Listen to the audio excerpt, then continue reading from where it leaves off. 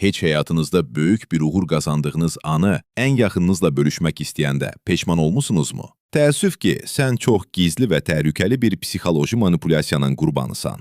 Sistem belə işləyir. Sən çox çətin bir imtahandan keçirsən, yeni bir işə düzəlirsən və ya illərdə arzuladığın bir şey əldə edirsən. Sevinclə bu insana danışırsan, gözləyirsən ki, o da səninlə sevinəcək. Amma o, səni təbrik etmək yerinə çox soyuqqanlı bir şəkildə deyir. Hə, əla, o imtahandan hamını keçirdirlər və ya o şirkətə indi hamını götürürlər. O sənə birbaşa bacarıqsız demir. O sadəcə sənin uğurunu elə bir ustalıqla keçirdir ki, özünü boş və dəyərsiz hiss edirsən. Bəs bunu niyə edirlər? Manipulyator sənin uğur qazanmağından qorxur. Çünki güclü olsan, ondan asılı olmayacaqsan. O istəyir ki, sən özünü həmişə kifayət qədər yaxşı olmayan biri kimi hiss edəsən və daim onun təsdiqinə möhtac qalasan. Unutmayın, uğurunuzu ancaq özünə inam olan insanlar qiymətləndirə bilər. İçində boşluq olanlar isə ancaq sizin işığınızı söndürməyə çalışacaqlar. Bu cür manipulyasiyalardan qorunmaq və psixoloji zirehinizi möhkəmləndirmək üçün